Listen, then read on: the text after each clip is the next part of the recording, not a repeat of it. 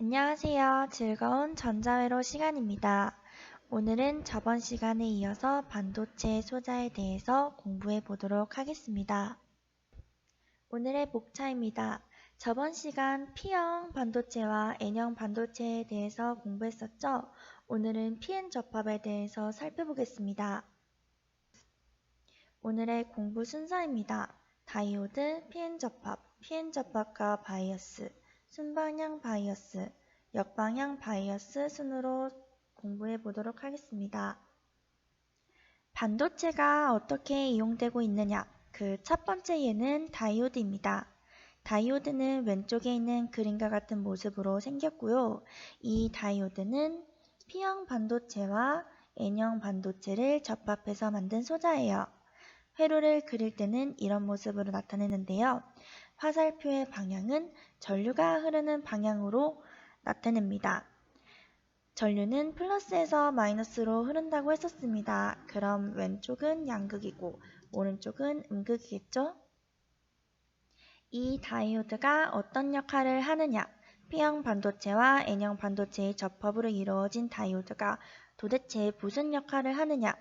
결론적으로 이야기하자면 다이오드는 전류를 한 방향으로만 흐르게 하는 역할을 합니다.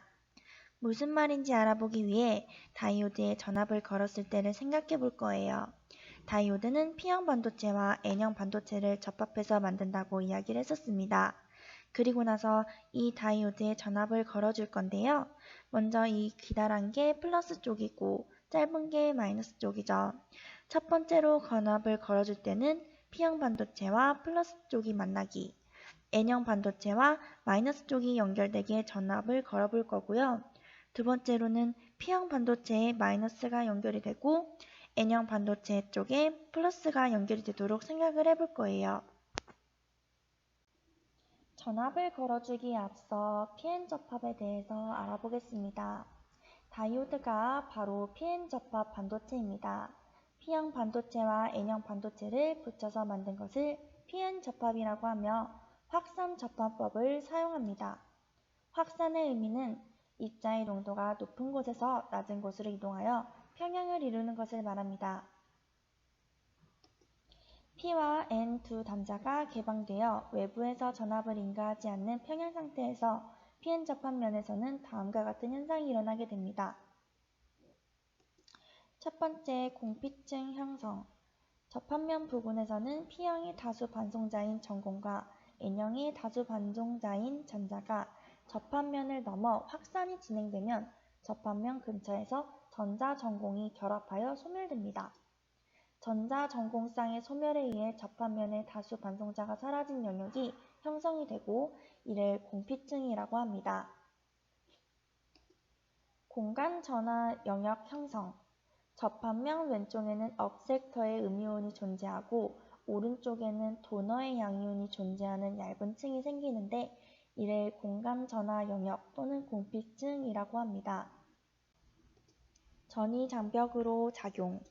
공피층에서는 양이온에서 음이온 쪽으로 향하는 전개가 형성되며 이 전개는 반송자의 확산을 저지하는 역할을 합니다. 즉, 공피층에서 형성되는 전개는 반송자가 상대 영역으로 확산되는 것을 막는 전위 장벽으로 존재합니다. 따라서 PN 접합이 형성되기 시작하면 일정 시간이 경과한 후에 반송자가 더 이상 상대 영역으로 확산되지 못하는 평형 상태가 되는데 이때부터 PN 접합을 통해 전류가 흐르지 못하게 됩니다. PN 접합이 평형 상태일 때는 전위 장벽의 작용으로 PN 접합을 통해 전류가 흐를 수 없습니다. 그러나 전위 장벽의 전위차보다 큰 전압을 인가하게 되면 PN 접합은 도체가 되어 전류가 흐르게 됩니다. 이 전압을 바이어스 전압이라고 하며 바이어스 방식은 PN 접합 양단에 직류 전압을 인가한 전류의 방향에 따라 순방향 바이어스와 역방향 바이어스 두 가지 방식으로 나뉩니다. 자, 먼저 P형 반도체 쪽에 플러스가 연결된 것을 먼저 볼게요. P형 반도체에는 전공이 있다라고 했었죠. 13족 원소를 도핑하기 때문에 전자가 하나 부족해지면서 전공 또는 양공이라고 부르는 것들이 생긴다라고 했었어요. 양공이라고 부르는 이유는 전자가 있어야 할 자리에 전자가 없기 때문에 상대적으로 플러스를 띈다고 해서 양공이라고 합니다. 그래서 여기 플러스들이 나와 있어요. 상대적으로 플러스 전하를 띈다라는 거죠. 반면 N형 반도체에는 15족 원소가 도핑되기 때문에 음성질을 띠는 자유로운 전자가 생기게 되고 전자가 남기 때문에 마이너스가 더 많아지게 됩니다. 그 결과 여기는 마이너스로 표현이 되어 있습니다.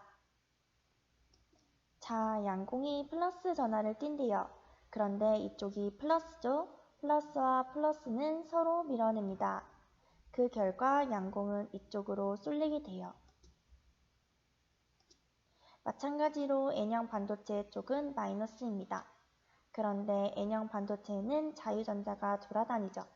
마이너스와 마이너스는 서로 밀어내기 때문에 자유전자 또한 이 가운데로 몰리게 됩니다. 양공과 자유전자가 접합 부분에서 만나게 되는 거죠. 그 결과 오른쪽의 자유전자는 왼쪽의 양공을 채워줄 수 있게 되고요. 그래서 전류가 흐를 수 있게 됩니다. 그런데 만약 전압의 방향이 바뀌게 된다면 어떤 결과가 나올까요? P형 반도체 쪽에 양공이 있습니다. 플러스를 띄죠. 그런데 이번에는 마이너스 쪽과 연결이 되어 있네요. 플러스와 마이너스는 서로 끌어당기겠죠? 그래서 양곡이 이쪽으로 쏠리게 됩니다. N형 반도체에는 자유전자가 있습니다. 그리고 이쪽은 플러스 전압이 걸려있죠.